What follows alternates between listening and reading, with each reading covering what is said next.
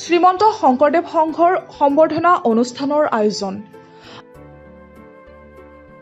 আমিনগাঁওৰ ৰামচৰ ঠাকুৰ আঞ্চলিক শাখা নামঘৰ প্ৰাংগণত এক সম্বৰ্ধনা অনুষ্ঠানৰ আয়োজন কৰা হয়।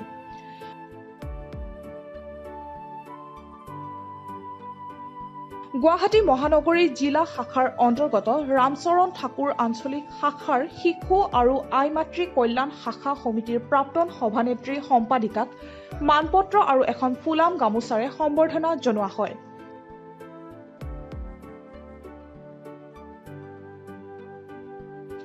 ষাঠিগৰাকী আই মাতৃক এই অনুষ্ঠানত সম্বৰ্ধনা জনাই শ্ৰীমন্ত শংকৰদেৱ সংঘৰ ৰামচৰণ ঠাকুৰ আঞ্চলিক শাখাই।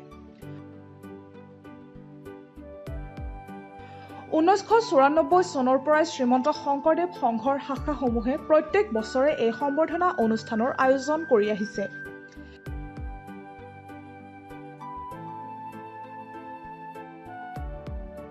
এই গাম্ভীৰ্যপূৰ্ণ অনুষ্ঠান শ্ৰীমন্ত শংকৰদেৱ সংঘৰ কেইবাগৰাকীও বাপ বৈষ্ণৱৰ লগতে উপস্থিত থাকে আই মাতৃসকল।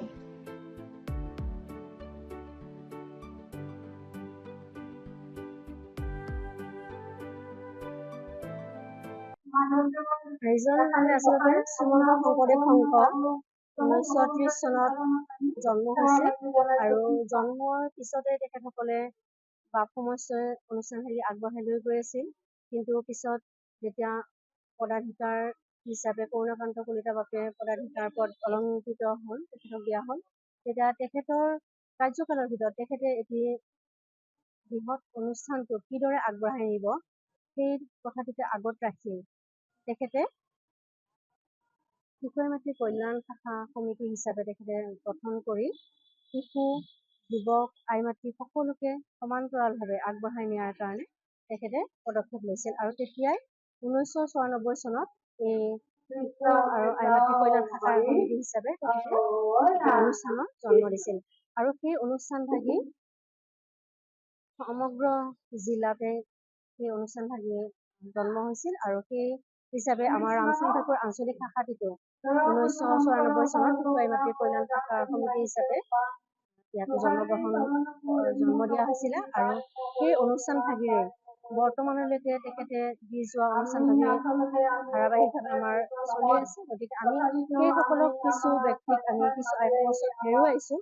গতিকে আমি যাতে তেখেতসকলৰ সেই কষ্ট, সেই প্ৰচেষ্টা আমি অব্যাহত ৰাখিব পাৰোঁ বা আমাৰ পিছত প্ৰজন্ময়ো তেখেতসকলৰ সেই আগ্ৰহ, তেখেতসকলৰ চেষ্টাক যাতে আগুৱাই নিব পাৰে তেনেকুৱা এটা প্ৰচেষ্টাৰে আমি এই অনুষ্ঠানভাগি ৰাখিছোঁ।